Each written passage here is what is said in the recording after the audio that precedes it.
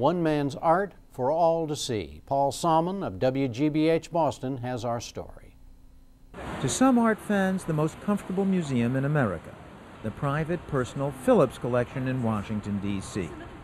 More to the point, perhaps, in this 19th century mansion, America was introduced to modern art.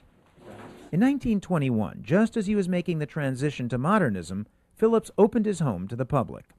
2 years later, he bought perhaps his most famous painting, Renoir's Luncheon at the Boating Party.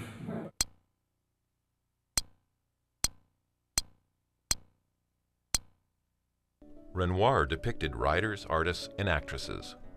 In the lower right-hand corner, the Impressionist painter Gustave Caillebotte is sitting backwards on his chair. Renoir also includes the wealthy art publisher and collector Charles Ephrussi, who stands at the back wearing a top hat, and a seamstress, Aline Charigot, who holds a dog. Mademoiselle Charigot would later marry Renoir. Indeed, the Renoir's superstar price tag made headlines, $125,000, several million in today's money, though it's said to be worth $80 to $100 million. The more Phillips exposed himself to modern art, the more modern his taste became. He also resolved, as much as possible, to buy American, and bought our earliest moderns: Milton Avery, Black Sea; Lee Gatch, Industrial Night; Arthur Dove, Electric Peach Orchard. Phillips didn't care if a work was impressionist, abstractionist, any kind of ist at all, only that it struck him as unique. The Eye of Duncan Phillips closes January 23rd. The digital data stream enables public broadcasters to deliver targeted content with the program for secondary educational use. Here, teachers can instantly access lesson plans to use in the classroom along with the NewsHour video.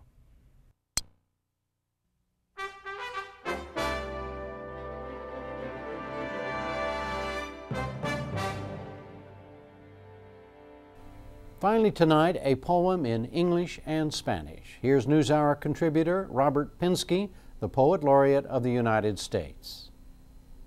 There's an Italian saying, traduttore traditore. The translator is a traitor. On the other hand, there's another saying, better a live sparrow than a dead eagle.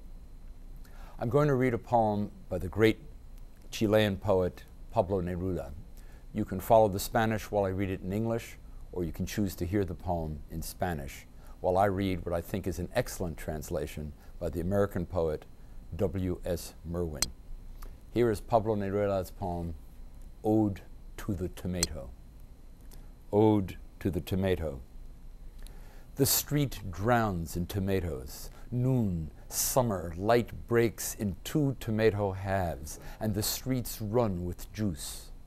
Flexible remotes will enable the viewer to pause and replay the broadcast without navigation devices that clutter up the screen. Here we can pause the poem in order to switch from English to Spanish. La calle se llenó de tomates. Mediodía, verano. La luz se parte en dos mitades de tomate. Corre por las calles en jugo.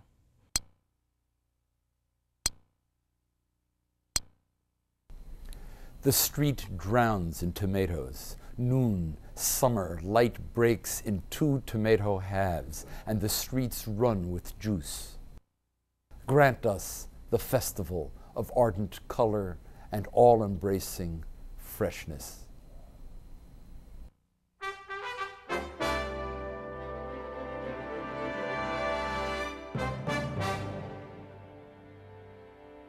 And that's it for our experimental broadcast. We'll see you online and again here tomorrow evening.